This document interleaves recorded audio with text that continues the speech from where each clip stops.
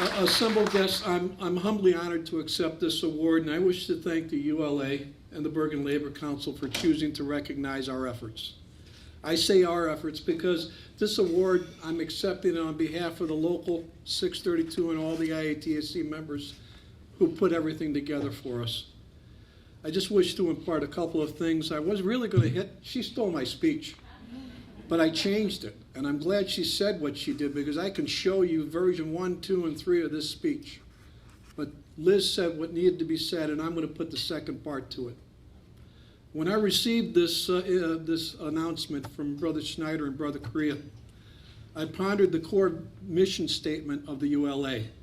And that says to build broad and diverse coalitions to promote and protect dignity and justice for the workers. That's the core mission of the ULA.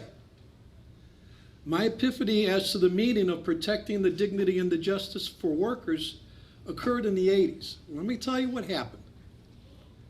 I returned from a stint on a Broadway musical I was touring with Evita.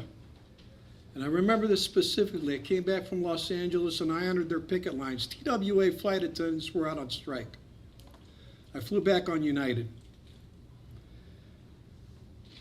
I got back home, it dawned on me I was still the delegate to the St. Louis Labor Council. So I told the cabbie to drop me off at the Labor Council meeting that night, luggage and all.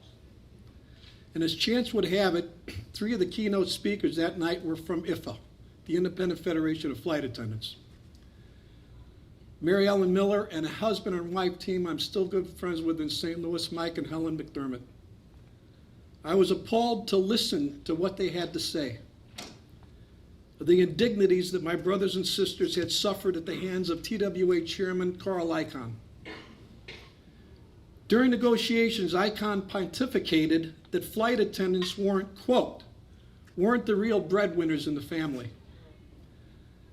He also chauvinistically referred to flight attendants as, quote, his girls. The list goes on and on. I remember sitting in the back of the room and thinking to myself, how dare he? How dare he talk about my brothers and sisters that way? Afterwards, as any good union activist does, I shared a couple of drinks with Mike, Helen, and Mary Ellen. With the threat of strike replacements looming, we surmised that what IFA needed was a boost in their morale to bolster their confidence. I went to work shooting and editing a documentary video to premiere at their upcoming rally, in the wake of which I received this letter from IFA's international president, Vicky Frankovich. This is a copy, and this is in my hallway when I enter my apartment. This is the first thing I see. And this letter says, "Dear Brother O'Brien, thank you so much for your support and contributions to IFFA. Your tape was really moving. It's people like you who really help us keep our morale up on the picket lines. We appreciate your offer of further help and won't hesitate to call on you again if the need arises. Thanks again for donating your valuable time and services to help us in our fight." That was from Vicky.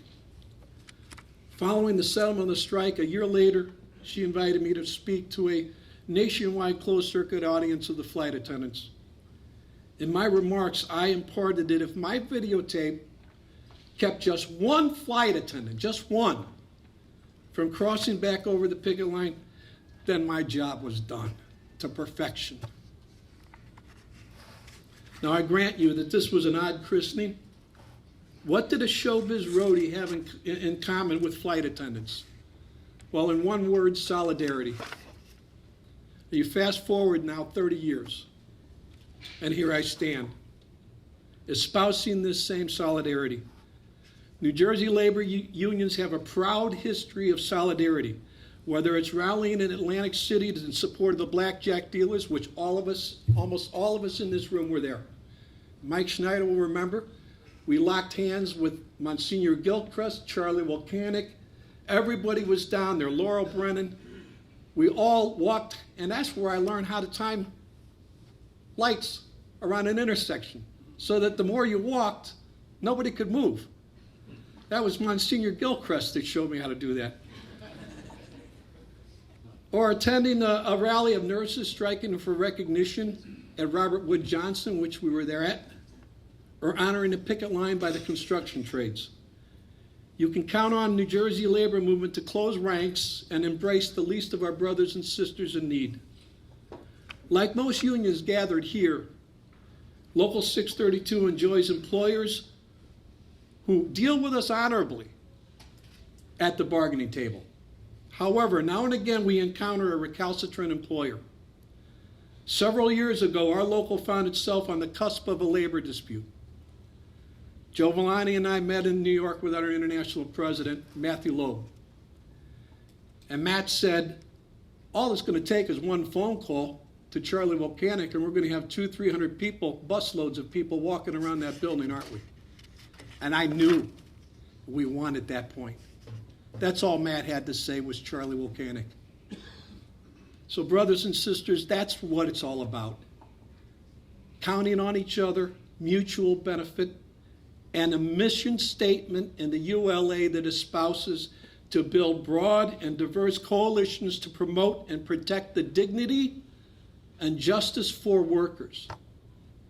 I again thank the United Labor Agency of Northern New Jersey for this award. On behalf of our membership, I accept it, and I only hope that I can hold up to this honor until the end of my tenure serving organized labor. Thank you.